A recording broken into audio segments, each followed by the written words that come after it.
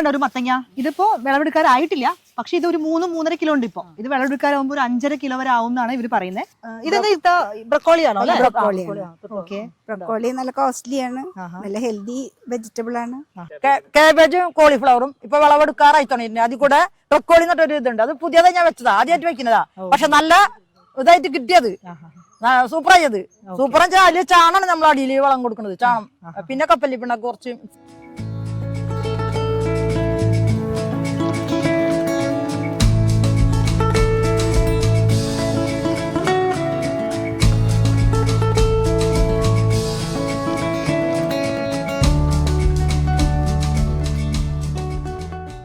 Indian വാർത്താ കൃഷിയിടത്തിൽ നമ്മൾ നാട്ടികയിലൂടെയുള്ള പ്രയാണം തുടരുകയാണ്. ഇപ്പോൾ നമ്മൾ എത്തി നിൽക്കുന്നത് നാട്ടികയിലെ ഒരു കൃഷിക്കൂട്ടത്തിന്റെ കൃഷിയിടത്തിലാണ്. എന്താണ് കൃഷിക്കൂട്ടം എന്ന് നമുക്ക് വഴിയെ അറിയാം. ഇത് നന്മ കൃഷിക്കൂട്ടം എന്ന ഒരു ഗ്യാങ് ആണ്. ഇവിടെ 5ഓളം വരുന്ന ചേച്ചിമാർ കൂട്ടായ്മയിലൂടെ ഒരിടത്തിൽ മനോഹരമായ ഒരു കൃഷിയിടം സൃഷ്ടിച്ചിരിക്കുന്ന കാഴ്ചയാണ് കാത്തിരിക്കുന്നത്.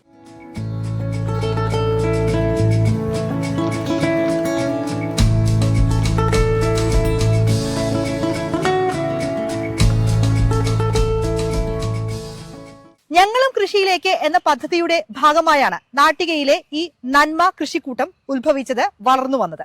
അതിലെ അംഗങ്ങളാണ് എനിക്ക് ചുറ്റും നിൽക്കുന്നത്. ഷീജ കൊടപ്പുള്ളി, ഷീജ ചേച്ചി, ഐഷ്ട ചേച്ചി, ഒപ്പം ഉഷ ചേച്ചി. ഇവർ ഇതിലെ 4 പേരാണ് അംഗങ്ങളാണ്. ഒരു അംഗം കൂടി ഉണ്ട് അല്ലെ, മൊത്തം 5 പേരാണ് അല്ലെ. ഇത് ഷീജ ചേച്ചി. ചേച്ചി പറയൂ, എന്താണ് ഈ നന്മ കൃഷിക്കൂട്ടം? ഞങ്ങൾക്ക് ഇത് തൈകളൊക്കെ തന്നത് ബ്ലോക്കിന്റെ വഴി കൃഷിഭവൻ മുഖാന്തരം തൈകൾ തന്നിരിക്കുന്നത്. ഓക്കെ, അത് ഞങ്ങൾ ഇതാക്കി നട്ട് ഉത്പാദിപ്പിച്ച് ഇത്രയ്ക്കൊക്കെ ആക്കി വിളവെടുത്ത് തുടങ്ങുന്നു. കുറച്ച് വിളവെടുത്ത് തുടങ്ങുന്നുണ്ട്.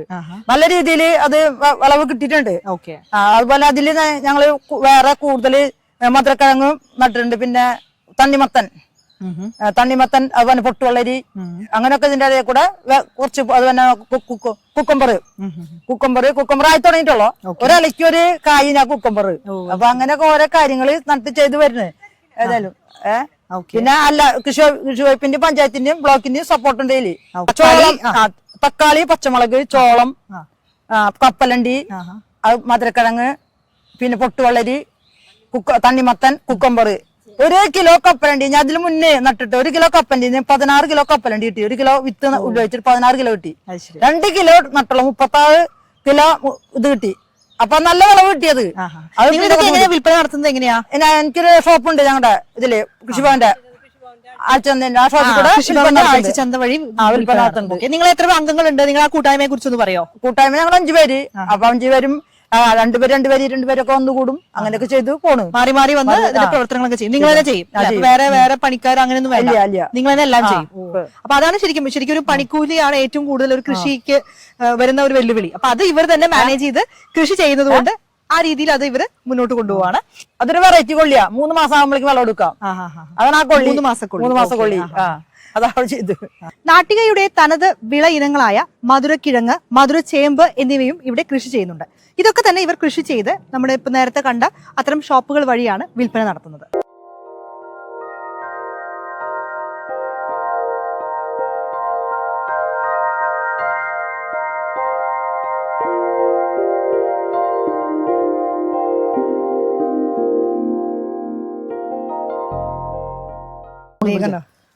നല്ല വേറെ വെറൈറ്റി. ഇത് ഏത് വെറൈറ്റി ചേച്ചി? നല്ല കളർ കണ്ട, നല്ലൊരു എന്ത് കളർ പറയാ, ഇതിന്റെ ഉള്ളില് ഓറഞ്ച് കളറാ. ഇതിന്റെ ഉള്ളിൽ വരാം. നല്ല തന്നെ കഴിക്കാം. പച്ച ഒരു വെറൈറ്റി മധുരക്കിഴങ്ങാണ് കേട്ടോ. നല്ല കളർഫുൾ മധുരക്കിഴങ്ങ്. ഞാനിവിടെ കുത്തിയാല് ഇത് മുഴുവനും കുത്തി ഉണ്ടാക്കുന്നത് ഞാൻ തന്നെയാ നട്ടുണ്ടാക്കണത്. അതാണ് അവിടെ 1 മണിക്കൂർ കൊണ്ട് നട്ടുണ്ടാക്കിയത്. അതാണ് അവിടെ. ഇത് മെയിൻ ആള്. ഞാൻ ഇവിടെ മനസ്സിൽ കുത്തിയാൽ മാനത്ത് മുളയ്ക്കും. ഇവരെയൊക്കെ കൂടെ നിർത്തി വളരെ സജീവമായിട്ട് കൃഷി ചെയ്യും. ഇനി വേറെ എവിടെയെങ്കിലും സ്ഥലമാണെങ്കിൽ ഇതുപോലെ കിട്ടും, ചിലപ്പോൾ ചെയ്യും. എവിടെയെങ്കിലും ഒഴിഞ്ഞെടുക്കുന്ന സ്ഥലം കണ്ട അപ്പൊ തുടങ്ങും. അപ്പൊ ചെയ്യാന്നുള്ള തോന്നും മനസ്സിൽ. ഇത് അങ്ങനെയൊക്കെ നമ്മുടെ അല്ല കേട്ടോ സ്ഥലം. അത് നമുക്ക് തന്നതാ പടത്തിന് തമ്മെന്ന് നമ്മൾ ചെയ്യുന്നത്. എങ്ങനെയുണ്ട്? ലാഭകരമാണോ? കുഴപ്പമൊന്നുമില്ല. നമ്മളും ധനിക്കണം.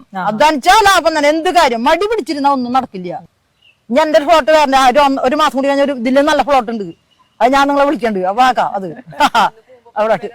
ഐഷത്താത്ത നമ്മുടെ ഈ ഒരു നന്മ നാട്ടുകൂട്ടത്തിലെ അംഗമാണ്. ഐഷത്താത്ത, എങ്ങനെയുണ്ട് ഈ ഒരു കൃഷി ചെയ്തൊക്കെ ചെയ്യുമ്പോൾ എങ്ങനെയുണ്ട് ഒരു എക്സ്പീരിയൻസ്?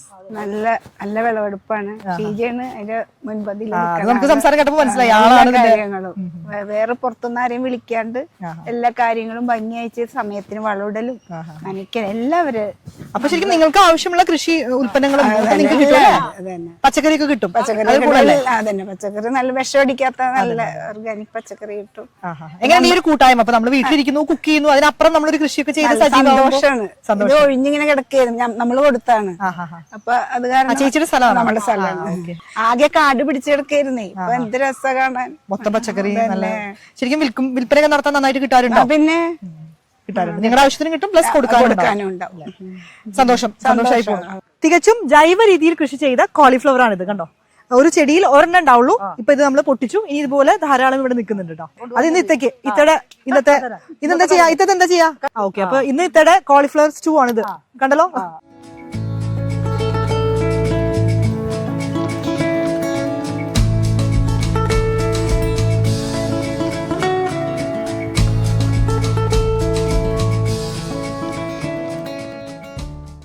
ഇത് കണ്ടോ, തണ്ണിമത്തൻ ഇങ്ങനെ ഉണ്ടായിട്ട് വരാണ്.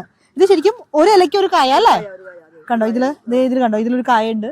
എന്തായാലും വളരെ വെറൈറ്റി ആയിട്ട് തന്നെയാണ് ഇവർ ഇവിടെ കൃഷിത്തോട്ടം ഒരുക്കിയിരിക്കുന്നത്. നമുക്കിവിടെ കാണാം ചോളമുണ്ട്, പിന്നെ കപ്പലണ്ടി ഉണ്ട്. കപ്പലണ്ടി ഇപ്പോൾ ഒരു വിളവെടുപ്പ് കഴിഞ്ഞിട്ട് അടുത്തത് അവർ ഇട്ടിരിക്കുകയാണ്. പിന്നെ കപ്പ, പിന്നെ നമ്മൾ കണ്ട പോലെ തക്കാളി, ബ്രൊക്കോളി, അങ്ങനെ ഒരുപാട് വൈവിധ്യമാർന്ന പച്ചക്കറികളാണ് ഇവർ ഈ ഒരു ഇടത്തിൽ മനോഹരമായി നട്ടുപിടിപ്പിച്ചിരിക്കുന്നത്.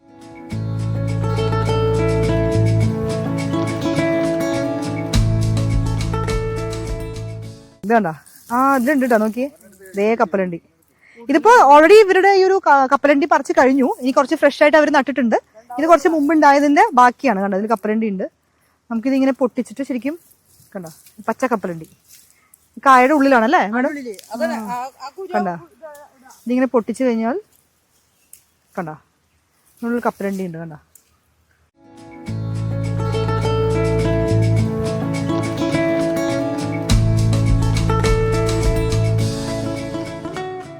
നമ്മൾ ഒരു റൗണ്ട് വിളവെടുപ്പ് കഴിഞ്ഞിട്ട് അടുത്ത റൗണ്ട് കപ്പലണ്ടി ഇട്ടിരിക്കുക അല്ലേ? ഓക്കെ, ഇത് എങ്ങനെയായിരുന്നു ഇതിന്റെ വിളവെടുപ്പൊക്കെ?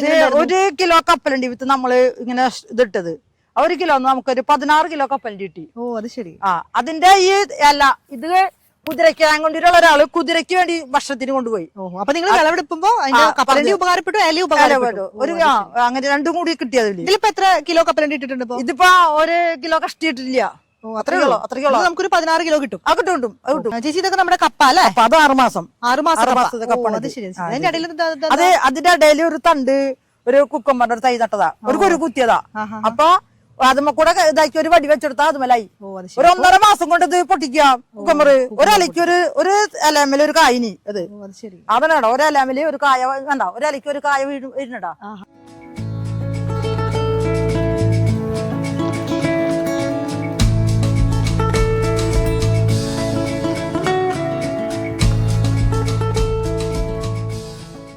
ഞാനിവിടെ നാട്ടികയിൽ വന്നപ്പോൾ വളരെ വ്യത്യസ്തമായി കണ്ടത് കൃഷിഭവന്റെ ഒക്കെ വളരെ സപ്പോർട്ടോടുകൂടി സജീവമായി കൃഷി ചെയ്യുന്നതാണ്. ഇവിടുത്തെ കൃഷി ഓഫീസർ ശുഭ മാഡം നമ്മോടൊപ്പം ഉണ്ട്, നാട്ടികയിലെ കൃഷി ഓഫീസർ. മാഡം നമസ്കാരം. ഞങ്ങളിവിടെ വന്നു, എല്ലാ കൃഷിയിടവും ഇങ്ങനെ കാണുമ്പോൾ നിങ്ങളുടെയൊക്കെ ഒരു സപ്പോർട്ട് എത്രത്തോളം ഉണ്ട് എന്ന് നമുക്ക് മനസ്സിലാവും. അപ്പൊ പലയിടത്തും പോകുമ്പോൾ അവർ പറയും നമുക്കൊരു സപ്പോർട്ടും ഇല്ല എന്നൊക്കെ പറയും. പക്ഷേ ഇവിടെ വ്യത്യസ്തമായി അവർ കൃഷിഭവന്റെ സപ്പോർട്ടോടുകൂടി മാഡത്തിന്റെ ഒക്കെ സപ്പോർട്ടോടുകൂടി വളരെ സജീവമായി കൃഷി ചെയ്യുന്നു. അപ്പൊ ഇവിടെ എത്തുമ്പോൾ നാട്ടുകൂട്ടം എന്നൊരു കോൺസെപ്റ്റ് ഇവിടെ സജീവമായി നിൽക്കുന്നുണ്ട്. അതിന് മുന്നിലൊക്കെ മാഡം ആയിരിക്കും. എന്താണ് ഈ ഒരു കോൺസെപ്റ്റ്, എങ്ങനെയാണ് ഇതിലേക്ക് എത്തിയത് ഒന്ന് പറയാമോ? നമുക്കിവിടെ നാട്ടിക കൃഷിഭവനില് നമ്മളുടെ ഇവിടെ കൃഷി സജീവമാണ്. തീരദേശ മേഖലയാണ്. തീരദേശ മേഖലയിൽ മണൽ ആണ്. നമുക്ക് ഇവിടെ സോയിൽ സർവേയുടെ ഭാഗമായിട്ട് ഇവിടെ ഉദീർ ബാബു സാറ് എപ്പോഴും വിളിക്കാറുണ്ട്. ഈ തീരദേശ മേഖലയിൽ എങ്ങനെയാണ് കൃഷിയെന്നും അതിന്റെ പ്രോത്സാഹനം എങ്ങനെയാണെന്നും അത് പഠിക്കണമെന്നുള്ള ഒരു താല്പര്യം പറഞ്ഞുകൊണ്ട് എന്നെ എപ്പോഴും വിളിച്ച് എന്നെ പ്രോത്സാഹിപ്പിക്കാറുണ്ട്. അവിടെ നിന്നും കിട്ടിയുള്ള അറിവുകളാണ്. പിന്നെ അതുപോലെ തന്നെ നമ്മളുടെ പഞ്ചായത്ത് ഭരണസമിതിയും പഞ്ചായത്ത് പ്രസിഡന്റും ബ്ലോക്ക് പഞ്ചായത്തും ബ്ലോക്ക് മെമ്പർമാരും എല്ലാവരും തന്നെ നമുക്ക് സപ്പോർട്ടീവാണ്. നമ്മളുടെ നാട്ടികയിൽ തന്നെ നമ്മളുടെ ഇപ്പോഴത്തെ ഭരണസമിതിയിൽ പഞ്ചായത്ത് പ്രസിഡന്റ് വാർഡിൽ തന്നെ ആദ്യമായിട്ടാണ് കൃഷിക്കൂട്ടം.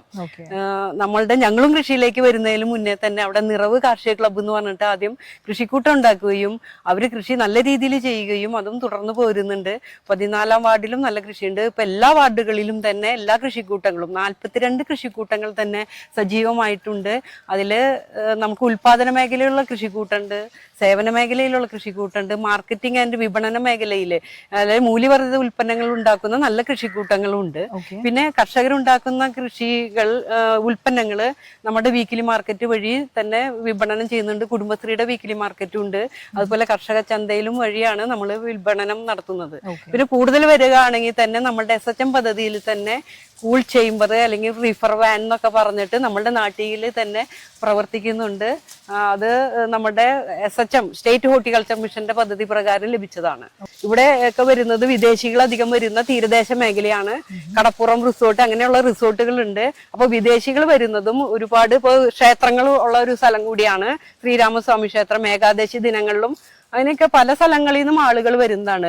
നമ്മളുടെ നാട്ടികയുടെ തന്നെ ചെന്തങ്ങ് അല്ലെങ്കിൽ കരിക്ക് ഉൽപ്പാദിപ്പിച്ചു കഴിഞ്ഞാല് അത് വിപണന സാധ്യത ഏറ്റവും കൂടുതലാണ്. അത് പഞ്ചായത്ത് പ്രസിഡന്റ് ഏറ്റവും വലിയൊരു ആശയം കൂടിയാണ്. ഓക്കെ. എന്തായാലും ഓൾ ദി ബെസ്റ്റ് മാഡം. ഇനി നമുക്ക് ഇവിടെ ഈ ഒരു മേഖലയിൽ കൃഷിയിടങ്ങൾ കാണാനുണ്ട്. അതൊക്കെ വരുന്ന എപ്പിസോഡുകളിൽ നമ്മൾ ഉൾപ്പെടുത്തുന്നതാണ്. വളരെ സജീവമായി തന്നെ മാഡം ഇവരെ സപ്പോർട്ട് ചെയ്യുന്നു. നമ്മളെയും അതുപോലെ സപ്പോർട്ട് ചെയ്തുകൊണ്ടിരിക്കുകയാണ്. മറ്റൊരു വ്യത്യസ്തമായ കൃഷിയിടവുമായി നമുക്ക് വീണ്ടും അടുത്ത ആഴ്ച കാണാം അല്ലെ madam? Okay, thank you. Okay.